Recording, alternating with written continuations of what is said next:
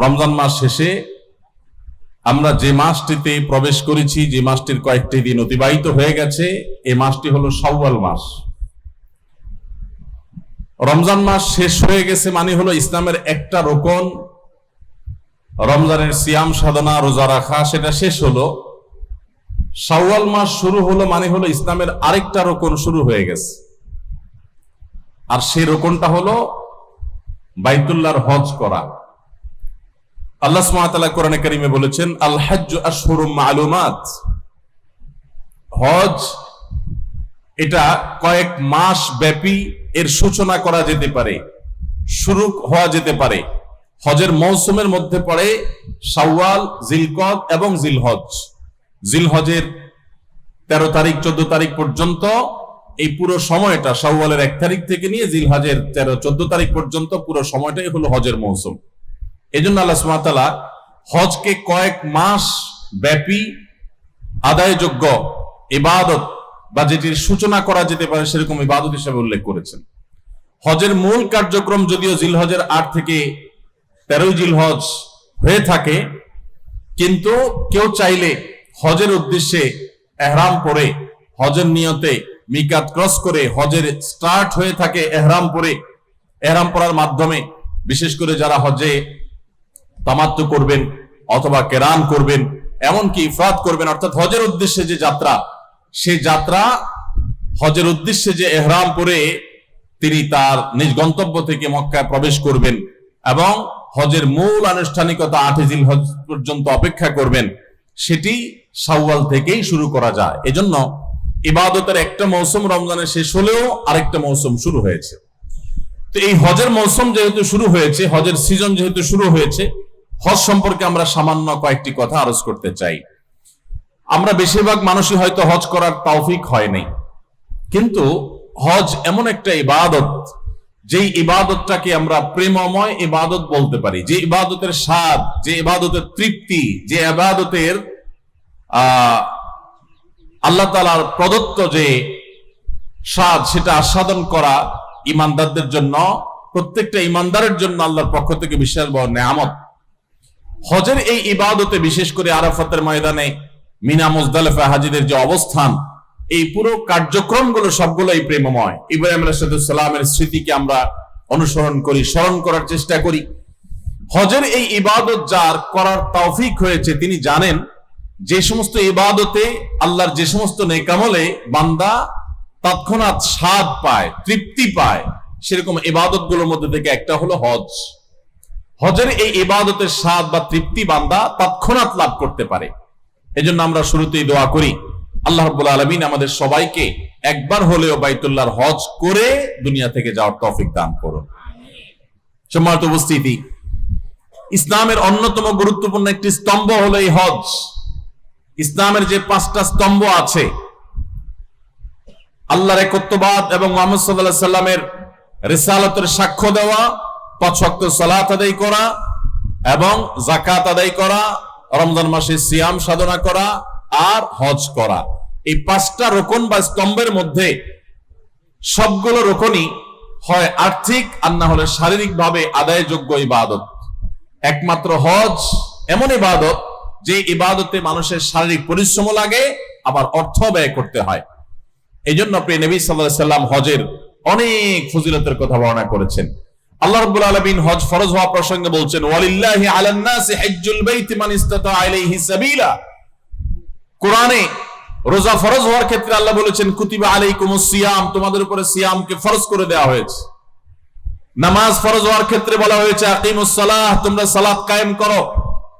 অন্যান্য বিধিবিধানের ক্ষেত্রে সরাসরি আল্লাহ তাআলা নির্দেশ জারি করেছেন, কিন্তু হজের ক্ষেত্রে আল্লাহ সুবহানাহু ওয়া তাআলা বলছেন, ওয়ালিল্লাহি আলান নাসি হিজ্জুল বাইতি মান ইসতাতা ইলাইহি সাবিলা। যার নিজ গন্তব্য থেকে, নিজ বাসস্থান থেকে, নিজের ঠিকানা এবং জায়গা থেকে বাইতুল্লাহ গিয়ে হজ করে আসার মতো সামর্থ্য থাকে, তার উপর, তার কাছে আল্লাহর পাওনা হয়ে যায়, আল্লাহর অধিকার হয়ে যায়, আল্লাহর প্রতি তার কর্তব্য হয়ে যায়, আল্লাহর ঘরের প্রতি ভালোবাসার দাবি হিসেবে তার কর্তব্যের অংশ হয়ে যায় বাইতুল্লাহর হজ করা, বাইতুল্লাহ গিয়ে হাজিরা দেওয়া। এই আয়াতের মধ্যে আপনি দেখতে পাচ্ছেন ওয়ালিল্লাহি আলান নাস, মানুষের উপরে আল্লাহর পাওনা হয়ে যায় বাইতুল্লাহর হজ করা, যদি সে সামর্থ্য রাখে। এই বলার ধরন এবং ধাঁচ বোঝা যায় যে এটা একটা প্রেমময় ইবাদত। অর্থাৎ আপনার টাকা পয়সা হবে, সামর্থ্য হবে, এরপর আপনি ঘর বাড়ি, দালান কোঠা, ব্যবসা বাণিজ্যের উন্নতি, এই সব কিছুর চিন্তা পরে করে আল্লাহ আপনাকে যখনই সঙ্গতি দিবেন, সর্বপ্রথম কর্তব্য হলো যে আপনি হজ করবেন। এমনকি জাকাতের জন্য আপনি 1 বছর অপেক্ষা করবেন। আপনি আজকে জাকাত দেওয়ার মতো সম্পদের মালিক হয়েছেন, তো কালকে ইসলাম আপনাকে জাকাত দিতে বলে না, 2-4 মাস পরেও দিতে বলে না, 1 বছর যদি সেটা থাকে তখন আপনাকে জাকাত দিতে বলে। কিন্তু হজের বিষয়টা এরকম যে হজ করার সুযোগ যখন আছে, তার আগ মুহূর্তে যদি কেউ হজ করার মতো আর্থিক সঙ্গতি লাভ করে, আর এদিকে এখনই টাকা জমা দিয়ে তিনি হজে যেতে পারবেন, সেই সুযোগ থাকে, তাহলে তার উপরে হজ করা ফরজ হয়ে যায়। এটা এমন একটা প্রেমময় ইবাদত যে আপনার টাকা হওয়ার পর, সঙ্গতি হওয়ার পর সবকিছুর আগে আপনি হজ করবেন এবং দৌড় দিয়ে চলে যাবেন। আমাদের দেশ থেকে মানুষ সাধারণত হজে যায় হলো বুড়ো বয়সে, মানুষ যায় হলো রিজেক্টেড লাইফে। যখন গিয়ে মিনা, মুজদালিফা, আরাফা কোন জায়গায় সে ভালো করে পারফর্ম করতে পারবে না, ইবাদত গুলো সঠিকভাবে পালন করতে পারবে না, ডানে যেতে চাইলে শরীরটা বামের দিকে টানবে, এরকম জটিল পরিস্থিতিতে শরীরটা যখন শেষ হয়ে যায়, যখন সেই স্টামিনা আর থাকে না, স্পৃহা আর থাকে না, সে উদ্যম আর থাকে না, ওই বয়সে মানুষ হজ করতে যায়। আজকে আপনাদের সবাইকে আমি বলতে চাই যে সবাই পাক্কা নিয়ত করেন এবং প্রতিজ্ঞা করেন, আল্লাহ রাব্বুল আলামিনের সঙ্গে ওয়াদা করবেন যে আল্লাহ যদি কখনো সঙ্গতি দেন, আর্থিক সঙ্গতি দেন, দুনিয়ার সমস্ত কাজ পরে যখনই হজ করে আসার মতো টাকার মালিক হবেন, সবকিছু পেছনে ফেলে রেখে 1 নম্বর কাজ হবে বাইতুল্লাহর হজ করা। চেষ্টা করা যাবে না ইনশাআল্লাহ? আল্লাহ আমাদের সবাইকে তৌফিক দান করুন। হজ এমন একটা ইবাদত ভাই, একবার জীবনে যারা হজ করেছেন, এমনকি উমরা করেছেন, কোন কোন সালাফ যেটাকে ছোট হজ বলেছেন, এই হজ যদি কেউ জীবনে একবার করে থাকেন, তিনি জানেন এর স্বাদ কি। মরণ পর্যন্ত হজের সে স্মৃতিগুলো তিনি ভুলতে পারেন না। জীবনে বহু জায়গায় আপনি সফর করে থাকতে পারেন, অনেক দেশ আপনি ভ্রমণ করে থাকতে পারেন, কিন্তু হজের যে স্মৃতিগুলো, মিনা, মুজদালিফা, আরাফায় অবস্থান এবং জামারাতে পাথর নিক্ষেপ, বাইতুল্লাহর তাওয়াফ এবং অন্যান্য কর্মকাণ্ডগুলো, এগুলো যারা হাজী সাহেব তারা বলতে পারবেন, জীবনে কখনো সেই স্মৃতিগুলো তারা ভুলতে পারেন না। অন্তরে এমন ভাবে সিল পড়ে যায়, এমন ভাবে সেটা গেঁথে যায় যেটাকে মানুষ ভুলতে পারে না। এজন্য যাদের জীবনে হজ করার তৌফিক হয় নাই, তারা আল্লাহর কাছে এখন থেকে চোখের পানি ফেলে দোয়া করতে থাকেন, আল্লাহ তোমার বাইতুল্লাহর জিয়ারত করা ছাড়া, হজ করা ছাড়া তুমি দুনিয়া থেকে নিও না। অনেক গরিব মানুষ আছেন, অনেক অভাবী মানুষ আছেন, তাদের প্রতিজ্ঞা, তাদের দৃঢ় চেতা, ইচ্ছা শক্তি আল্লাহর কাছে সেভাবে দোয়া এবং কামনা করার কারণে আল্লাহ রাব্বুল আলামিন তাদেরকে হজ করার তৌফিক দিয়েছেন। আবার বহু পয়সাওয়ালা মানুষ আছে যাদের হজ করার তৌফিক হয় নাই। এজন্য সবাই হজের নিয়ত করবো তো ইনশাআল্লাহ। শুধু নিয়ত করলে হবে না, তার জন্য এখন থেকে চেষ্টা শুরু করে দেন। আপনি একজন গরিব অভাবী মানুষ, আপনি একজন খেটে খাওয়া দিনমজুর মানুষ, আপনি একজন স্বল্প আয়ী মানুষ, আপনি হয়তো চিন্তা করতে পারেন এখন 6-7-8 লাখ টাকা দরকার হয় হজ করার জন্য, এত টাকা আমি কোত্থেকে জোগাড় করব? এই চিন্তা না করে আপনার কাছে এখন যতটুকু সামর্থ্য আছে সেখান থেকে অল্প অল্প সামান্য সামান্য টাকা জোগাড় করে হলেও আপনি হজের জন্য বিসমিল্লাহ করে জমা করে শুরু করে দেন, রাখতে শুরু করেন, আর এদিকে চোখের পানি ফেলতে থাকেন, দোয়া করতে থাকেন। দেখবেন অলৌকিক ভাবে আল্লাহ রাব্বুল আলামিন কুদরতি ভাবে আপনার সমস্ত টাকার ব্যবস্থা করে দিবেন ইনশাআল্লাহ। ভাইরা আমার, ইসলামের 5টি স্তম্ভের মধ্যে থেকে এই স্তম্ভটা অত্যন্ত গুরুত্বপূর্ণ, অত্যন্ত গুরুত্বপূর্ণ। নামাজের মধ্যে শারীরিক ইবাদত আছে, রোজার মধ্যে শারীরিক ইবাদত আছে। ঈমান আনতে কোনো অর্থ দরকার হয় না, শারীরিক ইবাদত, ঈমান আনাটাও শারীরিক বিষয়। অন্তরের বিশ্বাস আর মুখের উচ্চারণ, অঙ্গ প্রত্যঙ্গ দ্বারা সম্পাদন ঈমানের রকম। কিন্তু হজ এমন একটা ইবাদত যেটা ঈমান, নামাজ, যাকাত, রোজা এগুলোর মতো না যে শারীরিক ভাবে শুধু ইবাদত করতে হয় বা আর্থিক ভাবে। যাকাতের জন্য শুধু অর্থ দরকার হয়, শারীরিক কায়িক পরিশ্রম দরকার হয় না। হজ এমন একটা ইবাদত, এখানে আপনার শারীরিক পরিশ্রম লাগে, আবার অর্থ ব্যয় করা লাগে। আপনার কোন বন্ধুকে আপনি ভালোবাসেন, সেটা জাহির করার জন্য টাকা আছে প্রচুর, আপনার হাতে সময় নাই, ব্যস্ত মানুষ, ব্যবসায়ী মানুষ, তো অনেক সময় আপনি তাকে বলেন দোস্ত লাগলে টাকা নিয়ে যাও, সময় আমি দিতে পারবো না। আবার অনেক সময় দেখা যায় আপনি গরিব মানুষ, বন্ধুর জন্য আপনি সময় দিয়ে উপকার করতে পারেন কিন্তু টাকা দিতে পারেন না, কারণ আপনি গরিব মানুষ। কিন্তু যদি কখনো বন্ধুর জন্য আপনি শারীরিক ইবাদত, শারীরিক উপকারিতা সময় দিয়ে আপনি তাকে উপকার করতে পারেন, আবার অর্থ দিয়ে উপকার করতে পারেন, এই জিনিসটা আপনার জন্য যেরকম ভালো লাগে কাজ করবে, সত্যিকারের বন্ধুর পরিচয় আপনি দিতে পারবেন।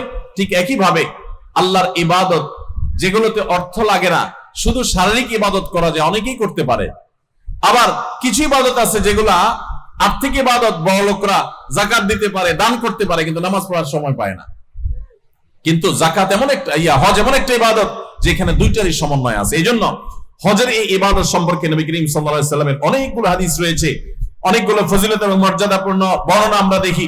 এর ভিতরে একটা হাদিস হলো যেটা আমি পড়লাম, মান হাজ্জা ফালাম ইয়ারফুস ওয়ালাম ইয়াফসুক, যে ব্যক্তি বাইতুল্লাহর হজ করলো, সেখানে কোনো পাপাচারে লিপ্ত হলো না, কোনো গুনাহের কাজে লিপ্ত হলো না, নারী গতিতে কোনো অপরাধে লিপ্ত হলো না, তাহলে সে ব্যক্তি হজ করে যখন ফিরে আসে, ফ্রেশ হজ করতে পারলে, ত্রুটিমুক্ত হজ করতে পারলে, মায়ের পেট থেকে ভূমিষ্ঠ হওয়া সদ্য নবজাতক শিশুর মতো নিষ্পাপ হয়ে সে ফিরে আসে। অন্য হাদিসে নবী সাল্লাল্লাহু আলাইহি ওয়াসাল্লাম বলেছেন, আল হাজ্জুল মাবরুর লাইসা লাহুল জাযাউ ইল্লাল জান্নাহ, একটি ভালো হজ, যে হজ ত্রুটিমুক্ত, যে হজ বিভিন্ন আমল দ্বারা পরিপূর্ণ, এরকম একটা হজের বিনিময় আল্লাহর কাছে জান্নাত ছাড়া আর কিছুই নয়।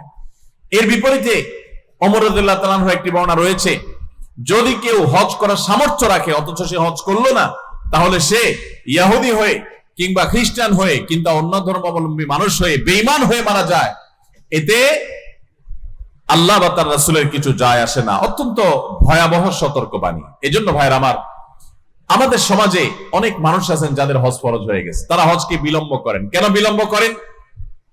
এক সময় আমরা শুনতাম যে মেয়ে বিয়ে দেওয়া ছাড়া হজ করা যায় না, অথচ এগুলা ভিত্তিহীন কথা।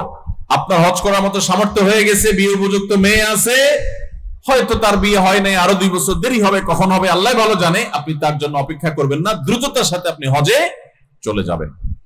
ঠিক একই ভাবে অনেকে মনে করেন যে জোয়ান বয়সে হজ করা যায় না। কেন জোয়ান বয়সে হজ করা যায় না? কারণ জোয়ান বয়সে হজ করে ফেললে, এত সকাল আমরা ভালো হয়ে গেলে, হজ করে গেলে, অনেকে মনে করে হজ করে ফেললে আর আকাম কুকাম করা যায় না, খারাপ কাজ করা যায় না। তো আগে ভাগে হজ করে ফেললে ব্যবসা বাণিজ্য করতে গিয়ে, চাকরি বাকরি করতে গিয়ে ঘুষ, দুর্নীতি, 2 নম্বরী কাজ কেমনে করবো? এই জন্য হজ বুড়া বয়সে করে, যে সমস্ত অপকর্ম করে শেষ করে, 2 নম্বরী কাজ সব করে শেষ করে, এরপরে বুড়া বয়সে যখন ফেরেশতা হওয়ার নিয়ত করব, তখন যায় মক্কা যায় একটা হজ করে এসা একেবারে লম্বা দাড়ি, টুপি, রুমাল, জুব্বা লাগায়া, তাসবিহ হাতে নিয়ে মসজিদে বসে আমরা ফেরেশতা হয়ে যাব। এরকম অনেক মানুষ নিয়ত করে কি করে না? আমার প্রশ্ন হলো, হজ করলে আর অপকর্ম, খারাপ কাজ, আকাম কুকাম করা যাবে না, কে বলছে আপনাকে? কোথায় পাইছে? আমি তো কোথাও পাই নাই। কোরআন হাদিসে কোথাও লেখা নাই যে হজ করলে আর আকাম কুকাম করা যাবে না। অপকর্ম, খারাপ কাজ, এগুলো হজ করলেও করা যাবে না, হজ না করলেও। অপকর্মের সাথে হজের কোনো সম্পর্ক নাই।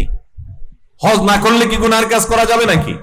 সর্বাবস্থায় করা যাবে না। এই জন্য ভাই, শয়তান আমাদেরকে নানাভাবে আমাদের হজকে বিলম্বিত করে। যারা হজে গেছেন তারা জানেন, মক্কা মদিনায় শুধুমাত্র বাংলাদেশি আর কিছু ইন্ডিয়ান হাজি দেখা যায় যে তারা বুড়ো বয়সে হজ করতে গেছে। পৃথিবীর কোন দেশের এত বৃদ্ধ হাজি দেখা যায় না যত বৃদ্ধ হাজি দেখা যায় এই বাংলাদেশের। সারা পৃথিবীর মানুষদেরকে দেখবেন হজ করতে আসছে, তারা ইয়াং বয়সে হজ করতে আসে। আর বাংলাদেশে সবাই যায় কোন বয়সে? বুড়ো বয়স। সরকারি চাকরি করে ঘুষ, দুর্নীতি, চুরি, ডাকাতি সব শেষ করে এরপরে রিটায়ারমেন্টের পরে উনি যায় সেখান থেকে সিল মারায় ফেরেশতা হওয়ার জন্য। সারা জীবনের কালো টাকা সব সাদা করার জন্য যান। একবার না 50 বারও যদি হজ করেন, তো সারা জীবনের দুর্নীতি করে কামানো টাকার একটা টাকাও আল্লাহর কাছে হালাল হবে না, সাদা হবে। এই জন্য হজকে বিলম্ব করবেন না। নবী আলাইহিস সালাম বলেছেন, তোমরা বাদিরু ইলাল হজ, দ্রুততার সাথে হজ করে শেষ করো। ফাইন্নাহু লা ইয়াদরি আহাদুকুম মা ইয়ারিদুলা, কারণ তোমাদের কেউই জানে না তার জন্য কি অপেক্ষা করছে। হয়তো কোনো দুর্ঘটনা, হয়তো কোনো অ্যাক্সিডেন্টের কারণে তিনি আর হজ করতে পারবেন না। এজন্য হজ বিলম্ব করার কোনো সুযোগ নাই। আল্লাহ তাআলা আমাদের সবাইকে বাইতুল্লাহর হজ করার তৌফিক দান করুন। ভাইরা আমার, হজ কার উপরে ফরজ হয়? হজ ফরজ হয় ওই ব্যক্তির উপরে যাকে আল্লাহ রাব্বুল আলামিন হজের মৌসুমে হজ করে আসার মতো, হজ করে ফিরে আসার মতো আর্থিক সঙ্গতি দিয়েছেন। তিনি প্রাপ্তবয়স্ক মুসলমান পুরুষ, আর নারী হলে তিনি তার আসা এবং পাশাপাশি তার সাথে একজন মাহরামকে নিয়ে আসার মতো টাকার মালিক হলে, এখনকার বাজার দর অনুযায়ী হজের যে খরচ সেটা অনুযায়ী আমরা বলতে পারি যে 6.5 লাখ 7 লাখ টাকা হলেই হজ ফরজ হয়ে যায়। মহিলাদের হজ ফরজ হওয়ার জন্য মাহরাম সাথে নিতে হয়, এই জন্য তার হবে ডাবল টাকা হলে, তখন অর্থাৎ 7 × 14 লাখ হলে তখন তার উপরে হজ ফরজ হবে। কিন্তু এখানে একটা সূক্ষ্ম বিষয় আছে, সেটা হলো আজ থেকে ধরেন 10 বছর 15 বছর আগে যখন 2.5 লাখ 3 লাখ 4 লাখ টাকায়ও হজ করা যেত বা আরো কম টাকা হজ করা যেত এক সময়, ওই সময় আপনার কাছে সেরকম টাকা আসছে কিন্তু আপনি করেন নাই, করছি বলে পিছাইছেন, এখন 7-8 লাখ টাকা হয়ে গেছে, তাইলে হজ মাফ নাই, হজ ফরজ হয়ে গেছে। তখন সামর্থ্য ছিল, আপনি করেন নাই, বিলম্ব করেছেন, অতএব এখন আপনাকে সেটা করতে হবে। এই যে বিলম্ব করেছেন এর জন্য আপনি গুনাহগার হবেন এবং আপনাকে যে কোনো মূল্যে এখন হজ করতে হবে। আর যদি কেউ ঋণগ্রস্ত থাকেন তাহলে তার যে টাকা তার কাছে আছে, ঋণটা যদি হয় নগদ আদায়যোগ্য ঋণ, এমন ঋণ না যেটা দীর্ঘমেয়াদে পরিশোধযোগ্য, যেমন মোহরের টাকা ঋণ আছেন স্ত্রীর কাছে, অথবা কিস্তিতে কোনো কিছু নিয়েছেন মাসে মাসে দিচ্ছেন, এটা দীর্ঘমেয়াদে আদায়যোগ্য বিষয়, এরকম না, বরং আপনার কারোর কাছে ধার দেনা আছে যেটা এখনই দেওয়া কর্তব্য, দেওয়া উচিত, এদিকে আপনার কাছে টাকা আছে, তাহলে যে টাকা আছে এটা দিয়ে দেনা শোধ করার পর যদি টাকা থাকে হজ করার মতো তাহলে ফরজ, আর না থাকলে তখন ফরজ না। আমাদের দেশে অনেকে আবার হজ করে উমরা করে কিন্তু ফরজ ধার দেনা দেওয়ার খবর রাখে না। আল্লাহ তাআলা আমাদেরকে ইসলামকে সঠিকভাবে বুঝা এবং মানার তৌফিক দান করুন। ভাইরা আমার, হজের এই ইবাদতের ফজিলত এবং মর্যাদা নিয়ে অনেক কথাই বলা যায়, কিন্তু আমাদের হাতে খুবই সময় কম। শুধুমাত্র আমরা এটুকু আরজ করলাম যে ইসলামের এই গুরুত্বপূর্ণ রোকন, এই স্তম্ভ, এটা জীবনে একবার হলো আদায় করবেন, আর যাদের তৌফিক আছে তারা বারবার এই হজের ইবাদতটি, এই হজের কাজটি সম্পাদন করবেন। আল্লাহ আমাদের সবাইকে বাইতুল্লাহর হজ একবার নয় বারবার করে দুনিয়া থেকে যাওয়ার তৌফিক নসিব করুন। সবাই চেষ্টা করবো তো ইনশাআল্লাহ, সবাই নিয়ত করবো তো ইনশাআল্লাহ। অনেকে আছেন নিজের টাকা পয়সা হওয়ার পর তিনি হজ করার জন্য অপেক্ষা করেন। কিসের জন্য অপেক্ষা? যে বাবারে আগে হজ করাবো, মাকে আগে হজ করাবো, তারপর আমি নিজে হজ করব। তো এই যে মা বা বাবাকে হজ করায় তারপর নিজে হজ করব, এটা হলো একটা ভুল চিন্তা। কারণ হজের সাথে বাবা মাকে নিজের হজের সাথে বাবা মাকে হজ করানোর কোনো সম্পর্ক নাই। আমার দেশে মানুষ অনেকে মনে করেন যে আমি যদি হজ করে ফেলি তাহলে বাবা মা মনে কষ্ট পাবে। অনেক মুরব্বীরা আছেন যে তারা আসলেই মনে কষ্ট পান, মনে করেন যে ছেলেটা বেয়াদব, যে সে আমাকে হজ না করায় তার মাকে হজ না করায় নিজে হজ করতে গেছে। এটা আমাদের কুসংস্কারাচ্ছন্ন বিশ্বাস, ভুল ধারণা। আপনার হজের সাথে আপনার বাবা মায়ের হজের কোনো সম্পর্ক না, যে বাবা মাকে আগে হজ করাইতে হবে, কোনো জরুরি না। হজ এটা একটা এমন ইবাদত যেটার সাথে অর্থের সম্পর্ক। বাবা মার অর্থ করি নাই, তাদের হজ করার মতো টাকা পয়সা নাই, সামর্থ্য নাই, তাহলে তাদের উপর হজ ফরজ না। আপনার টাকা হয়েছে, আপনার উপরে ফরজ হয়ে গেছে। এখন আপনি যদি বাবা মাকে করান, নফল হবে সেটা আপনার জন্য এবং তার জন্য, কিন্তু আপনারটা করা ফরজ। ফরজ বাদ দিয়ে নফল করলে তাতে সওয়াবের পরিবর্তে গুনাহ হওয়ার আশঙ্কা আছে। মুরব্বীরা যারা ভুল বুঝেন, ছেলেদের উপরে মনে কষ্ট পান, অযথাই তাদেরকে বদদোয়া করেন এবং তাদেরকে এটা নিয়ে চাপে রাখেন যে বাবা মা বাবারে হজ না করে তুমি কি বাবা আগে হজ করো, এগুলো আপনাদের ভুল। সন্তানের টাকা হয়ে গেছে, সে হজ করতে যাবে। হ্যাঁ, যদি আল্লাহ তাকে এত বেশি টাকা দেয় যে সে নিজেও হজ করতে পারে, বাবা মাকেও সাথে নিতে পারে, তাহলে তো সোনার উপর সোহাগা, খুবই ভালো কথা, সেটা অনেক উত্তম কাজ। কিন্তু মাত্র একজন টাকা হজ করার মতো টাকা ছেলের কাছে হয়েছে, তাহলে এখন ছেলের উপরে হজ ফরজ, বাবা মা নয়, বরং তিনি নিজের হজ করবেন এবং বাবা মার জন্য দোয়া করবেন, চেষ্টা করবেন পরবর্তীতে তাদেরকে নেওয়ার। আল্লাহ তাআলা আমাদের সবাইকে বাইতুল্লাহর হজ এটাকে সঠিকভাবে যথাযথভাবে আদায় করার তৌফিক দান করুন। যারা হজে যাচ্ছেন বা যাবেন, আপনাদের প্রতি আমার একটা অনুরোধ, সেটা হলো হজে যাওয়ার আগে পর্যাপ্ত প্রশিক্ষণ নেবেন, পড়াশোনা করবেন, হজ সম্পর্কে ভালো করে জ্ঞান অর্জন করবেন, তারপরে হজের যাত্রা শুরু করবেন। কারণ হজ এমন একটা ইবাদত যে এই ইবাদত জীবনে যেহেতু একবার ফরজ হয়, একবার করতে গিয়ে দেখা যায় যে সঠিকভাবে করা সম্ভব হয় না। দিনে যা বারবার করা হয় 5 ওয়াক্ত নামাজ, সেজন্য এটা আমাদের ভুল হয় কম, কিন্তু হজ যেতে একবার করা লাগে, ভুল টুল হয়ে যায়, আবার জীবনে কখনো সুযোগ নাও হতে পারে।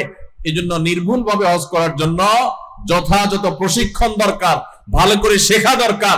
আমরা সুন্নাহ ফাউন্ডেশন থেকে গত বছর হাজিদেরকে প্রশিক্ষণ দিয়েছিলাম বিনামূল্যে। আর সুন্নাহ ফাউন্ডেশনের দাওয়াতি কাজের অংশ হিসেবে আমরা গত বছর ঢাকার বিয়াম মিলনায়তনে প্রায় সহস্র হাজিকে একাধিক দফায়, কয়েক দফায় আমরা হজের ট্রেনিং দিয়েছিলাম। এই বছর আমরা চিন্তা ভাবনা করছি চট্টগ্রাম বিভাগের মানুষদের সুবিধার্থে, তাদের অনেকের জন্য ঢাকায় গিয়ে ট্রেনিং নেওয়া কঠিন, তো চট্টগ্রামে কোন একটা জায়গা যদি সম্ভব হয়, আমরা আল্লাহর ঘরের মেহমানদেরকে কিভাবে তারা হজ সম্পাদন করবেন সেটা আমরা ট্রেনিং দিতে চাই, যদি আল্লাহ তৌফিক দান করেন। এছাড়া আপনাদের জানাশোনা উলামা একরামের তত্ত্বাবধানে যেখানে ভালো প্রশিক্ষণ হয় আপনারা হজটা শিখে যাবেন। একে তো আমাদের দেশ থেকে মুরব্বী চাচারা যান, বাবার বয়সী লোকেরা যান, যাদের হজ করার মতো শারীরিক সঙ্গতি নাই, আবার দ্বিতীয়ত হলো ভালো করে শিখে যান না, যার কারণে হজ আর হজ হয় না। হজ অনেক সময় বোম্বে হজ হয়ে যায়। বোম্বে হজ জানেন, এক সময় নাকি হাজি সাহেবরা যখন পায়ে হেঁটে জাহাজে করে ভেঙে ভেঙে যেতে হতো, মাসকে মাস লাগতো, তখন অনেক হাজি বাংলাদেশ থেকে যখন যেতেন কলকাতায় নাখোদা মসজিদ নামে একটা মসজিদ আছে, এখানে নাকি হাজি সাহেবরা অবস্থান করতেন। ওই মসজিদে আমি যাওয়ার সুযোগ হয়েছে। তো এরপরে আবার হাঁটতে হাঁটতে দীর্ঘ পথ পাড়ি দিতেন, একটা পর্যায়ে মুম্বাই পর্যন্ত যেতেন, তারপরে জাহাজে করে সমুদ্রে পাড়ি দিতেন, আবার হাঁটা শুরু করতেন। তো দীর্ঘ পথ যেতে যেতে অনেক হাজি অসুস্থ হয়ে যেত।